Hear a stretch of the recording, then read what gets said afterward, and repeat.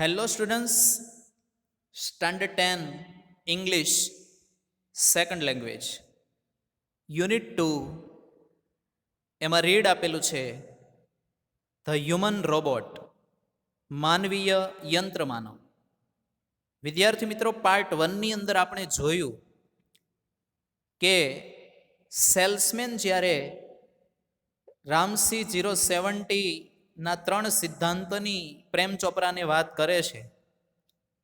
પ્રેમ ચોપરાને રામસિંહના 3 સિદ્ધાંતો વિશે જ્યારે વાત કરે છે ત્યારે પ્રેમ ચોપરા એ સાંભળે છે અને 3 સિદ્ધાંતોમાં પહેલો સિદ્ધાંત એ હતો કે રોબોટ છે એના માલિકની આજ્ઞાનું પાલન કરશે, એને અનુસરશે. રોબોટ માનવ જાતિને નુકસાન નહીં પહોંચાડે અને રોબોટ પોતાની જાતને પણ નુકસાન નહીં પહોંચાડે. એ આપણે પાર્ટ 1ની અંદર જોયું. Now we are in part 2. Prem Chopra heard the first principle. પ્રેમ ચોપરાએ પહેલો સિદ્ધાંત સાંભળ્યો. heard એટલે વિદ્યાર્થી મિત્રો સાંભળવું. and it impressed him. impressed એટલે પ્રભાવિત થવું. પ્રેમ ચોપરાએ પહેલો સિદ્ધાંત સાંભળ્યો અને એમને પ્રભાવિત કરી દીધા. એ સિદ્ધાંતે પ્રેમ ચોપરાને પ્રભાવિત કરી દીધો. He did not take notice of the other two. Take notice એટલે અહીંયા ધ્યાનમાં લેવું. એણે બીજી બે બાબતો ધ્યાનમાં લીધી જ નહીં, નોંધમાં લીધી જ નહીં. બીજી જે બે બાબતો હતી એની નોંધ ના લીધી. He did not. He nodded delightedly.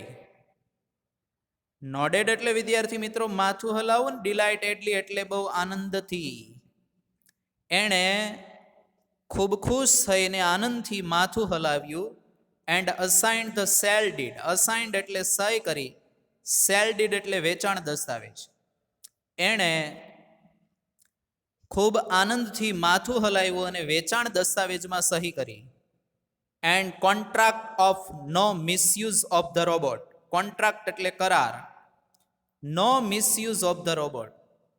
રોબોટનો દુરુપયોગ કરવામાં નહીં આવે એવા કરાર ઉપર અને વેચાણ દસ્તાવેજ ઉપર પ્રેમ ચોપરાએ સહી કરી દીધી.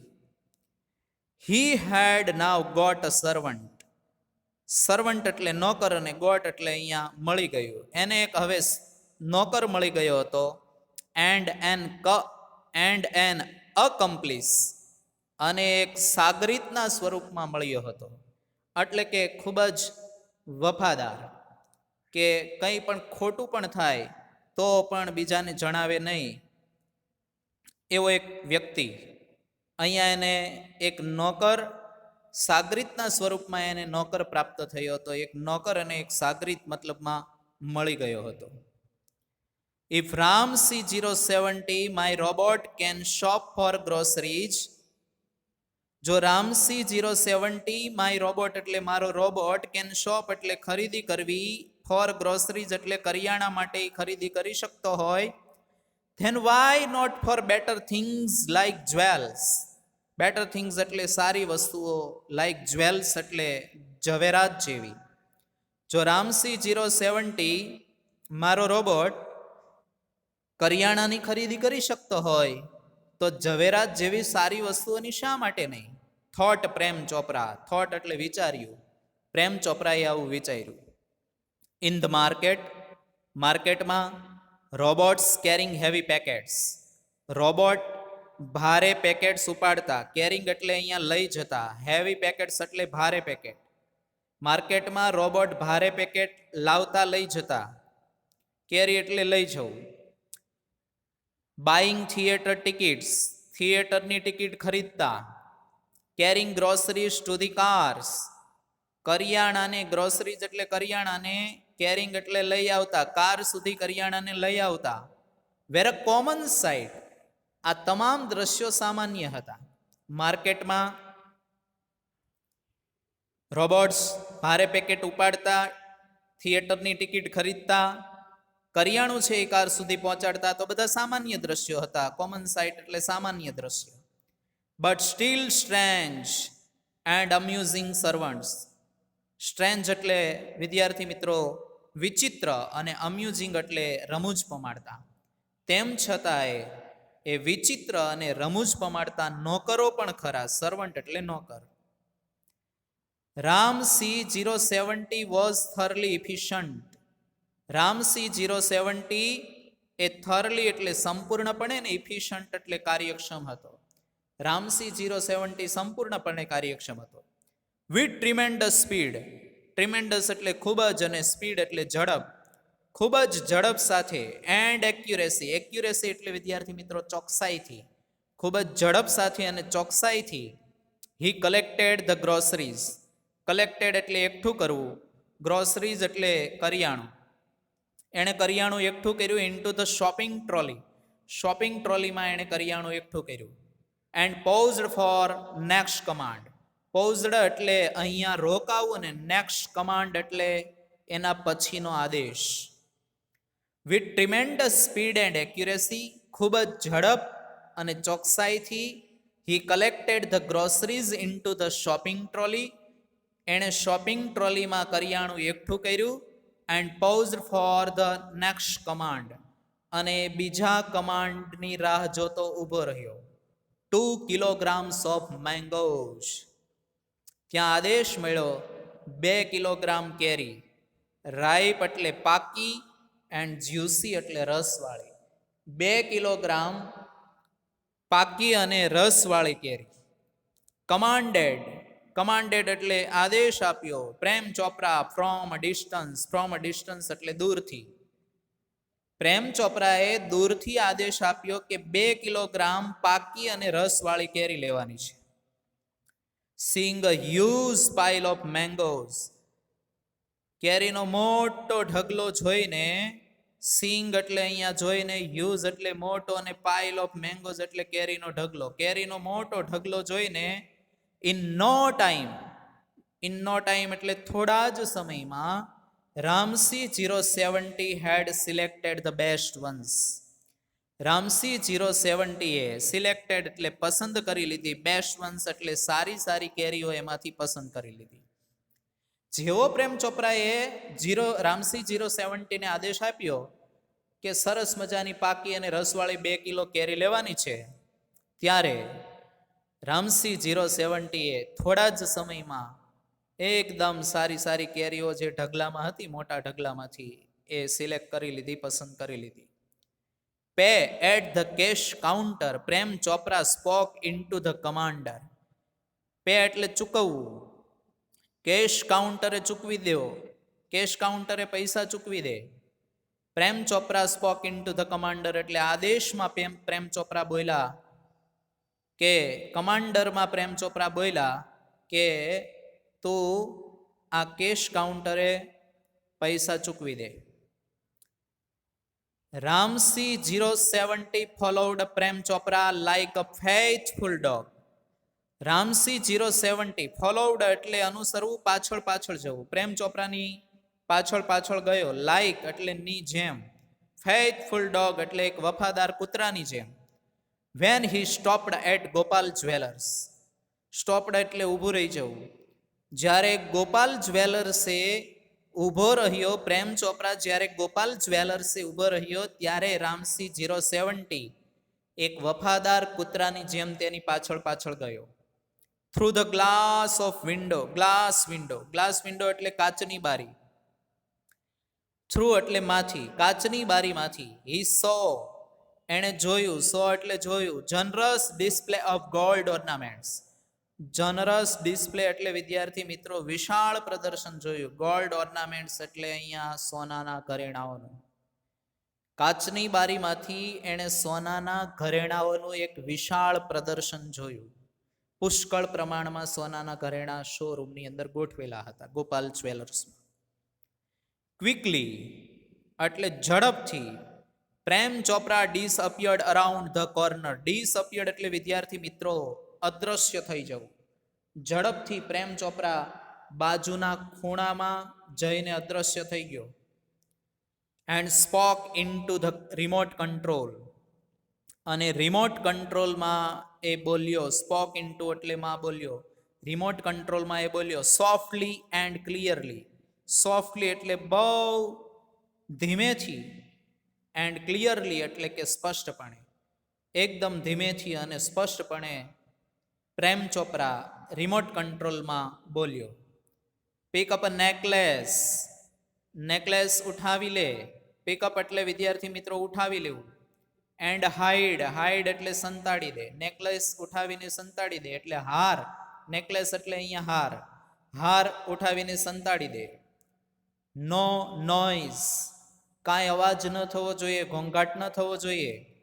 Information not to be revealed. માહિતી રિવીલ્ડ એટલે બહાર પડવી ન જોઈએ. Top secret. આ ખૂબ જ ખાનગી વાત છે. Otherwise I will defuse your system. Defuse એટલે બંધ કરી દેવું. નહીતર હું તારી સિસ્ટમને બંધ કરી દઈશ. હી થ્રેટન્ડ એટલે તેણે ધમકી આપી. પ્રેમ ચોપરાએ રિમોટ કંટ્રોલની અંદર ખૂબ જ ધીમેથી અને સ્પષ્ટતાથી તે બોલ્યો કે હાર ઉઠાવી લે અને સંતાડી દે. કંઈ પણ ઘોંઘાટ ન થવો જોઈએ, માહિતી બહાર પડવી ન જોઈએ. ખૂબ જ ખાનગી બાબત છે, વાત છે. અને જો આવું થયું તો હું તારી સિસ્ટમને બંધ કરી દઈશ. નહીતર હું તારી સિસ્ટમને બંધ કરી દઈશ જો આવું ન કર્યું તો. Ram C 070 moved inside the shop. Moved inside the shop એટલે દુકાનમાં ગયો. રામસી 070 દુકાનમાં ગયો. Close to the counter. Close એટલે નજીક. કાઉન્ટરની એકદમ નજીક ગયો. His metallic palm extended forward silently. Metallic palm એટલે અહીંયા ધાતુની હથેળી. એક્સટેન્ડેડ એટલે લંબાવી, લંબાવવું. ફોરવર્ડ એટલે આગળ, અને સાયલન્ટલી એટલે શાંતિથી. એમણે એમની ધાતુની હથેળી શાંતિથી આગળ લંબાવી. And necklace vent into the storage unit. અને નેકલેસ છે એટલે કે હાર છે, વેન્ટ ઇનટુ એટલે જતું રહ્યું. ધ સ્ટોરેજ યુનિટ એટલે સંગ્રહ એકમમાં હાર જતો રહ્યો. વિધાઉટ અ ક્લિંક એટલે રણકાર વગર. ક્લિંક એટલે રણકાર. And jingle. જિંગલ એટલે ખણખણાટ. રણકાર અને ખણખણાટ, રણકાર અથવા ખણખણાટ વગર હાર સ્ટોરેજ યુનિટમાં જતો રહ્યો. નોબડી ટુક નોટિસ. નોબડી એટલે કોઈને પણ.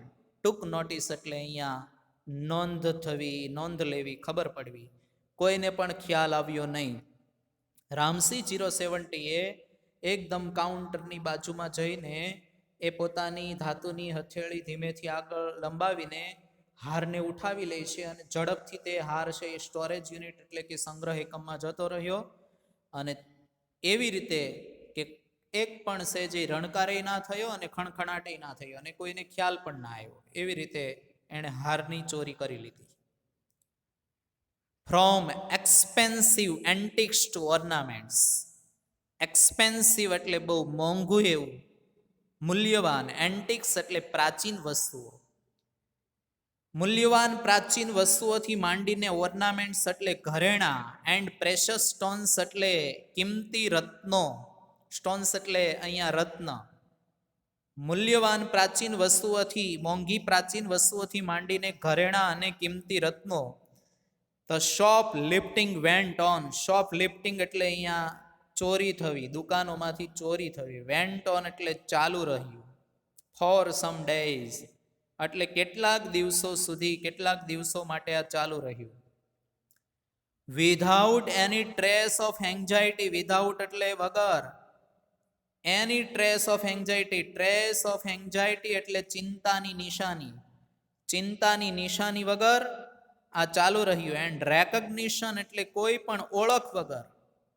કોઈ પણ ઓળખ અથવા તો ચિંતાની નિશાની વગર આ ચાલુ રહ્યું. In the beginning. બિગિનિંગ એટલે કે શરૂઆતમાં. શરૂઆતમાં કોઈ પણ ઓળખ વગર અને ચિંતાની નિશાની વગર. શરૂઆતમાં કોઈ પણ ચિંતાની નિશાની વગર અને ઓળખ વગર થોડા દિવસો સુધી દુકાનોમાંથી મૂલ્યવાન પ્રાચીન વસ્તુઓથી માંડીને ઘરેણાં અને કિંમતી રત્નો છે એ ચોરાવાનું ચાલુ રહ્યું. But the confused reaction of shop owners, confused reaction એટલે કન્ફ્યુઝડ એટલે મૂંઝાયેલા અને રિએક્શન એટલે પ્રતિક્રિયા. શોપ ઓનર્સ એટલે દુકાનદારો, દુકાનના માલિકો. ગ્રેજ્યુઅલી એટલે ધીમે ધીમે.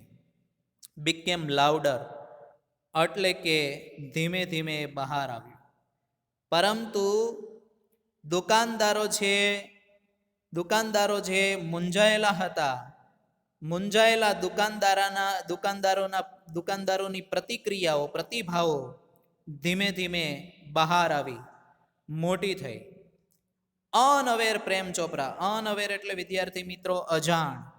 અનઅવેર પ્રેમ ચોપરા વેન્ટ ઓન એટલે ચાલુ રાખવું, વિથ હિજ શોપલિફ્ટિંગ, શોપલિફ્ટિંગ એટલે ચોરી, સ્પ્રી એટલે ઉજાણી, એણે ચોરીની ઉજાણી ચાલુ રાખી.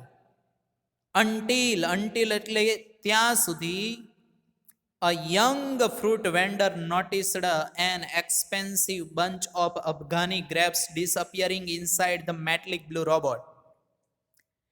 એક યુવાન ફળો વેચનાર, યંગ ફ્રૂટ વેન્ડર એટલે યુવાન ફળો વેચનાર, ફેરિયો જે હતો, યુવાન ફળ વેચનાર જે હતો, ફેરિયો જે હતો, નોટિસ્ડ એટલે એને જ્યારે ખ્યાલ આવ્યો કે એક્સપેન્સિવ એટલે બહુ મોંઘી એવી, bunch of Afghani grapes, bunch એટલે ઝુમકું, અફઘાની ગ્રેપ્સ એટલે અફઘાની દ્રાક્ષ.